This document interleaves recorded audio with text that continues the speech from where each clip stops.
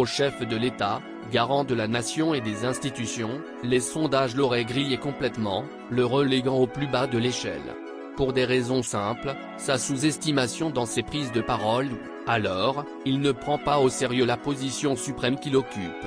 À la moindre escarmouche résume aujourd'hui sa rhétorique malheureuse pour ses adversaires. Bunagana et Kanyabayonga, quand l'État devient irresponsable.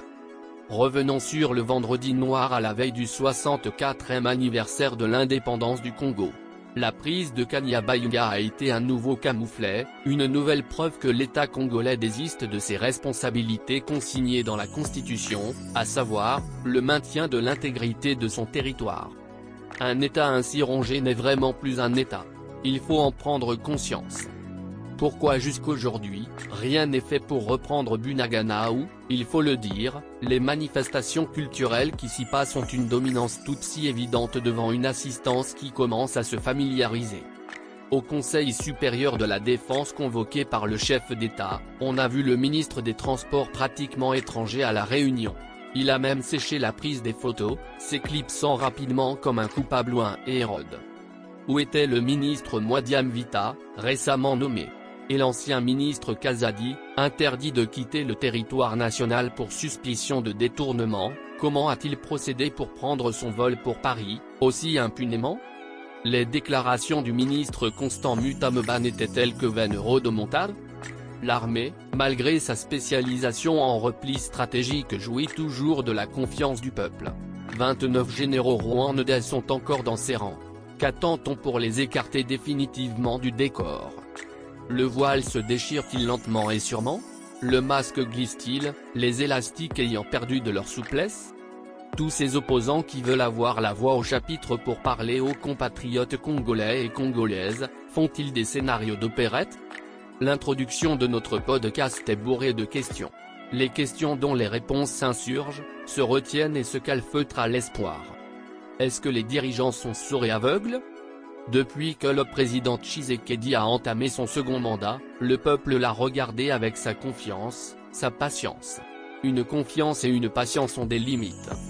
La chance du président Félix-Antoine Tshisekedi repose d'abord sur l'aura indestructible de son père, le vaillant Étienne Tshisekedi, d'heureuse mémoire. Ensuite, sa chance s'arc-boute sur un peuple paupérisé, euthanasié qui s'est habitué au stoïcisme, à la débrouillardise et en a fait son code citoyen depuis l'ère de Mobutu.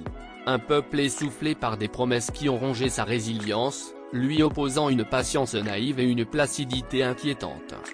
Le tableau dans lequel, ce peuple vautre depuis des décennies est rempli d'odeurs pestilentielles émanant des collines de déchets, des détritus quelquefois, plantés au coin ou aux abords des rues. Il s'est habitué à respirer ces saletés fétides, gisant dans les canalisations remplies, refusent aux eaux de pluie de se déverser dans des collecteurs. En dehors de l'insalubrité devenue sa parcelle, l'insécurité s'invitant dans son salon, le peuple congolais, dans sa frange intellectuelle, s'interroge s'il n'est pas pris dans un piège que lui-même a refermé. Il se demande si au bout du compte, il n'a pas une part importante dans son malheur. Malheur d'avoir des politiciens égoïstes et arrogants, qu'il s'est choisis. Malheur de vanter ces musiciens immoraux, qui rompent le cordon ombilical de l'éducation morale à travers des chansons et des danses obscènes. Malheur de son économie toujours extravertie depuis plus de 60 ans et dont les grands penseurs locaux concèdent jusqu'à nos réserves minières aux Chinois, Français, Turcs, Américains et autres étrangers, pour perpétuer le néocolonialisme. Ces concessions dont l'exploitation peut s'étaler sur 30 ans. L'économie congolaise a plein de mots familiers et anxiogènes comme emprunt, remboursement, intérêt, signataire, pourcentage, rétrocommission. Le panier de la ménagère n'a plus de fond et l'an se glisse des doigts tuméfiés. Les infrastructures sont dans un état piteux qui, à contrario, inspire des factures gonflées pour s'alimenter aux caisses de l'État avec l'aide d'une administration et une justice criminelle. Les investissements sont enfouis dans les éléphants blancs ou alors dans des réalisations sur maquette et une paperasse volumineuse qui ne semble pas avoir pour objectifs principaux, de tirer les Congolais du bourbier de la pauvreté et du sous-développement. Les citoyens congolais, surtout l'élite, doit reconnaître sa part dans la faillite de l'État. La jeunesse doit réfléchir à deux fois, dans ce parcours politique qui traverse sa vie. Kanyama Kasese n'est pas le dénouement pour mettre fin au brigandage urbain chez les jeunes. La jeunesse congolaise a besoin des solutions complètes et non des alternatives car le temps qui passe, lamine ses rêves et les frustrations qu'elle vit deviennent insoutenables. Il est plus que temps que ceux qui mettent à genoux la République démocratique du Congo soient identifiés, mis hors d'état de nuire. Le pays est attaqué, c'est vrai. Mais, les attaques de l'extérieur n'atténuent pas la gravité des attaques à l'interne, car, les prédateurs des richesses locales sont aussi criminels que ceux qui tuent à l'est du pays. Tous sont des criminels. Le regard sur les dirigeants de la RDC devrait être plus neutre et moins attendri. Le jugement devrait être plus sévère et moins conciliant, car 3000 familles congolaises vivent le paradis pendant que plus de 100 millions de familles survivent au purgatoire et en enfer. La mentalité actuelle du Congolais survient d'un brassage inconscient des discours communs et des traditions étranges avec des ennemis infiltrés. L'empoisonnement est entré soudainement dans les mœurs des habitants de ce pays, hier, hospitalier et fier de ses communautés tolérantes. La machette était présente sur les champs, mais elle a envahi l'espace urbain.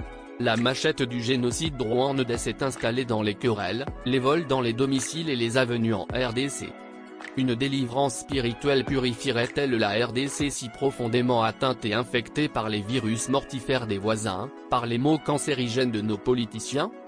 Depuis les temps que le peuple demande aux institutions du pays de réduire leur train de vie qui ampute plus de la moitié du budget national dans leurs salaires et leurs émoluments.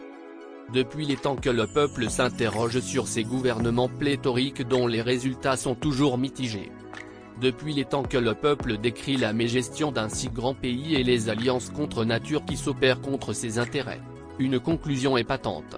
Au regard des dégâts aussi importants, il y a péril dans la demeure, il y a culpabilité à tous les niveaux. La culpabilité à chaque niveau décisionnel. Mieux vaut tard que jamais. S'il faut rétropédaler, se remettre 5 ans plus tôt, sans chercher une comparaison des régimes qui se sont succédés, nous dirons que le présent nous interpelle avant la fin du second mandat de Félix Antoine Tshisekedi.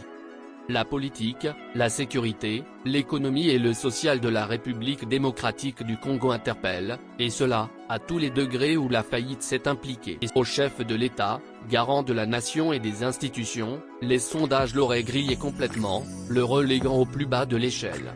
Pour des raisons simples, sa sous-estimation dans ses prises de parole, alors, il ne prend pas au sérieux la position suprême qu'il occupe.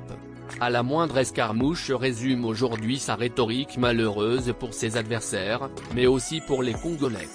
Ses apparitions émotionnelles dans des endroits publics, occultent logiquement son étoffe politique qu'il racornit facilement.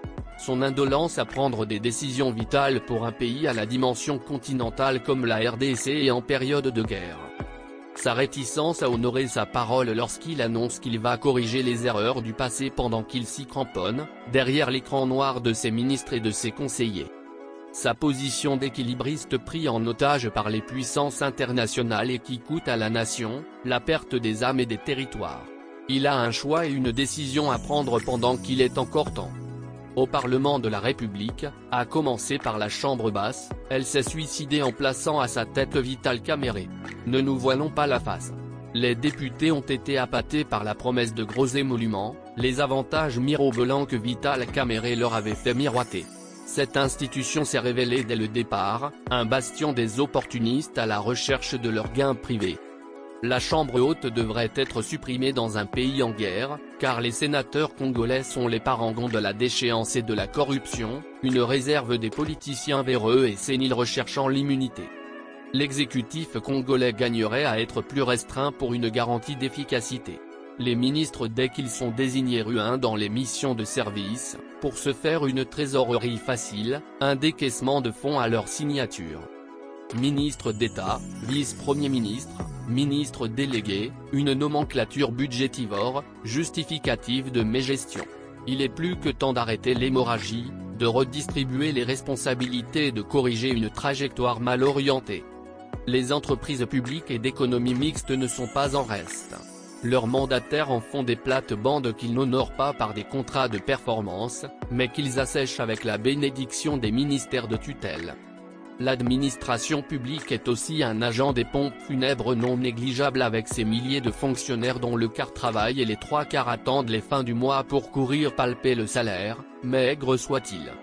Que dire encore, qu'il ne soit dit ni redit. À bon entendeur, salut. Au revoir et à la prochaine livraison.